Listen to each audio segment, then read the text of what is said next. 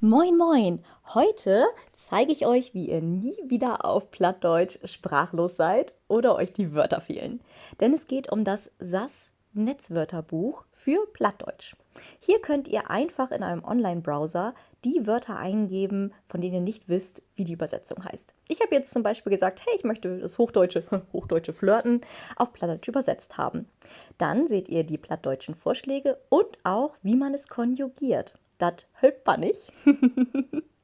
Wenn wir jetzt aber sagen, ich habe ein plattdeutsches Wort, wo ich nicht weiß, was die hochdeutsche Übersetzung ist, können wir oben einfach Platt zu hoch auswählen und da das Wort dann eingeben.